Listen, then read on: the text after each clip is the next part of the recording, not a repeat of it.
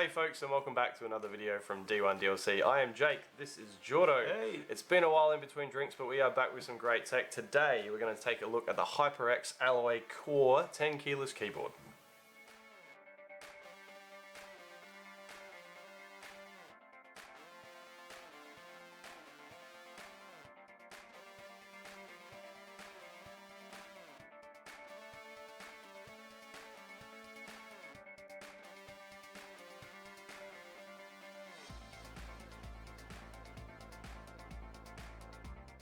Alright, so let's take a quick look at the keyboard itself. You've had to play with it for about a week and so have I, so we've had this for a little while and we've had a good chance to play around. So I just want to talk about the overall build quality first.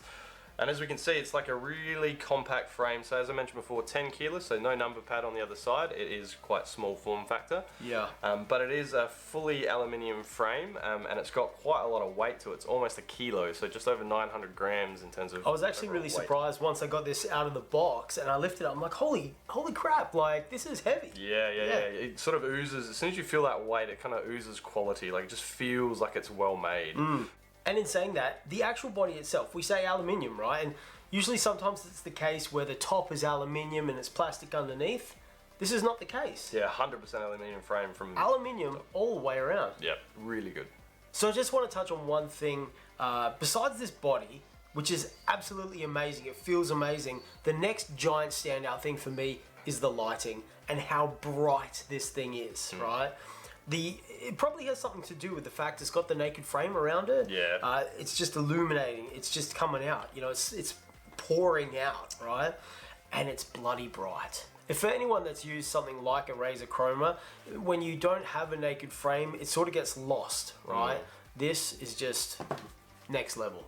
Okay, so we're going to take a little bit of a look at the performance of the HyperX Alloy Core, and underneath the keycaps we've got proprietary red switches from HyperX themselves, and they are a linear type of switch. So what that means is there's less tactile feedback, smaller actuation points, so you don't have to push the buttons down as far, and it ends up being far quieter than most other mechanical keycaps. And I totally agree with that statement because I've actually been playing on a Razer Chroma, which was actually quite clicky in comparison to this.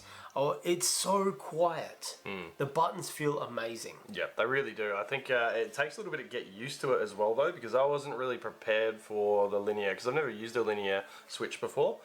So for me, not having that tactile feedback kind of made me think I was missing keystrokes when I'm not. And it's actually quite a lot easier to get multiple spammy keystrokes quicker than it is to do on some of the other more tactile sort of keys. Click, click. Yeah. Okay, so we're going to take a quick look at how the HyperX Alloy Core compares to some of the more traditional mechanical keys, like for example the Razer Chroma, which has the Razer proprietary green switches, which are your standard sort of clicky kind of actuation point ones. So have a listen and you can probably get a feel for just how much quieter the HyperX Alloy Core is.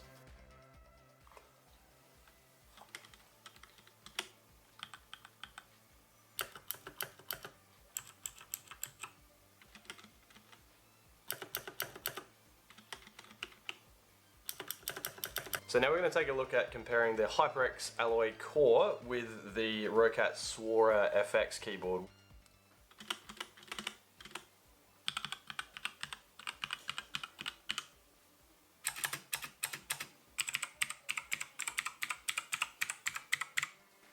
Alright, so that's the HyperX Alloy Core. We're going to take a look at the software that drives a lot of this stuff now, which is really important and is going to control how you aesthetically look at your keyboard and how it performs as well. So basically the software is called Ingenuity, and it's been around for a while with the HyperX products, but they've recently released a new beta software product for it, which is the next iteration of it.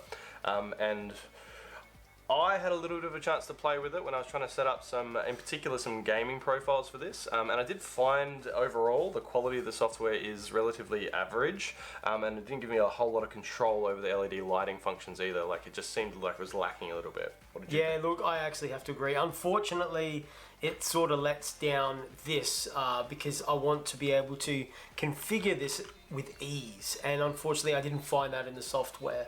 I wanted to make a profile like you said, and let's say the latest COD, and just to be able to code the WSAD 1234 space left shift and stuff like that took me a long time, because you've got to go in and code WSAD and then change the color and then save that and then do it again for another set of buttons. It was kind of painful. Yeah, so it used to be that the previous iteration they had custom profiles that you could just load up, bang, straight in, Battlefield 4, Battlefield 5, that sort of stuff.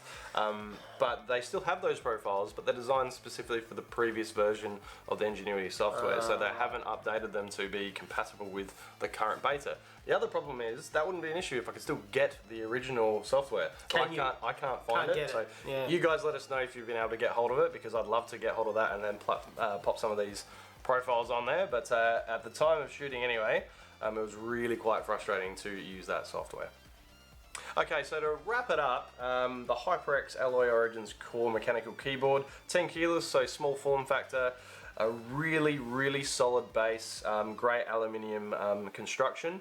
It looks pretty, it works really well, and I love the key switches that I used. Overall, it's a fantastic keyboard that I'd absolutely recommend, with a couple of downsides. So the downsides would be if you wanted a full form factor keyboard and you wanted that numpad, maybe some media keys and that sort of stuff, then perhaps this isn't for you. Also, if you want to have a lot of customizability or control with your software, make sure that you are prepared to pull some hair out like I did and he did. Because the Ingenuity software has a way to go. Now, it is in beta, it might get better, so I don't want to rag on it too much, but at the moment, at the time of filming, it left a little bit to be desired.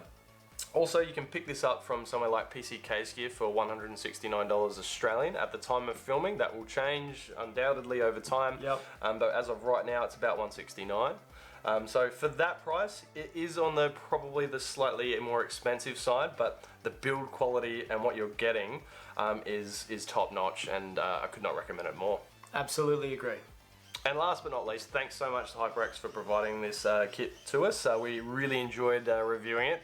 It is going to have a permanent place in our household, I am sure, going forward. We loved it, and we want to do some more stuff from HyperX, and hopefully we'll get some more kit along and we can do some more reviews for you. Now, if you liked what you saw here today, please hit the like and subscribe button so we can bring you more great content. If you didn't, a thumbs down, tell us why. Have you got a favourite keyboard that you use now? What's your favourite mechanical? Do you even like mechanicals? Let us know in the comments below, and we're happy to have a chat. Absolutely. Check you next time.